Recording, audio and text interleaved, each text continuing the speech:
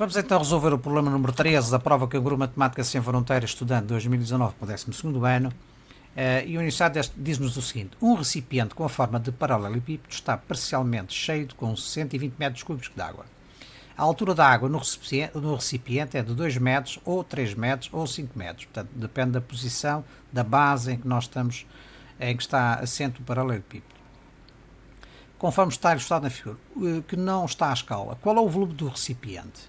Portanto, dão-nos aqui várias hipóteses de resposta e a resolução do problema vai ter por base o conceito de volume do paralelepípedo. E vamos resolver este problema por dois métodos. O primeiro será um cálculo prévio das três dimensões do paralelepípedo, ocorrendo num sistema de três equações a três incógnitas. E o segundo será o cálculo diretamente pelo produto das áreas resultantes das combinações das três medidas unidimensionais, ou seja, as três posições resultantes do paralelepípedo, destas três áreas. Esta base e aquela base. São bases diferentes, não é? Vamos já ver em pormenor. Portanto, se analisarmos a figura, as três posições, nós verificamos que o paralelepípedo está assente primeiro por esta base de lados AB, e se efetuarmos uma rotação em torno deste eixo azul, ele ficará assente nesta base verde, que é exatamente esta face aqui do lado direito. E se depois rodarmos este paralelepípedo em torno deste eixo, 90 graus, ele vai ficar assente sobre aquela face de trás, que é a face laranja. Portanto, quando a base é AB, a altura da água é 2 metros, né? É um dado do problema.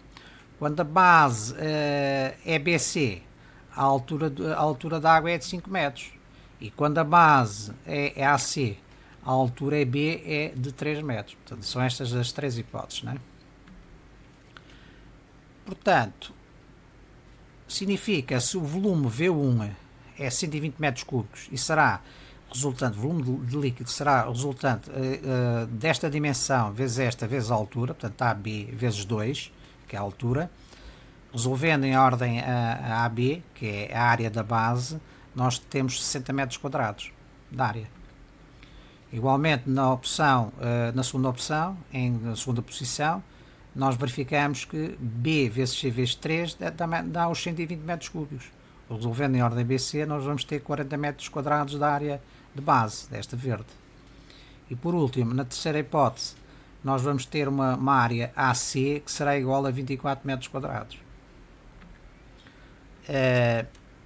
Resolvendo pelo primeiro método, nós vamos ter as três bases, as três áreas das três faces, e vamos pelo sistema de três equações a três incógnitas. Resolvendo em ordem A, podemos tirar 60, A igual a 60 sobre B, substituindo o A aqui em AC igual a 40, chegamos à conclusão que C é igual a 2B sobre 3, e substituindo B, este C, nesta equação, nós podemos calcular B. E depois, sabendo que B é igual a 6 metros, podemos andar para trás e calcular o C e o A. Portanto, o que é que significa? Significa que o volume da peça, do paralelepípedo, é de, conhecendo A, B e C, é igual a 240 metros cúbicos.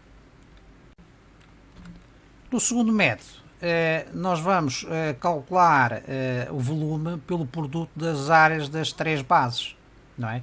Nós temos uma base AB que tem de valor 60 metros quadrados, uma base AC de 40 metros quadrados e uma base BC de 24 metros quadrados. Se multiplicarmos estas três áreas, três bases, nós vamos obter um volume ABC de 240 metros cúbicos.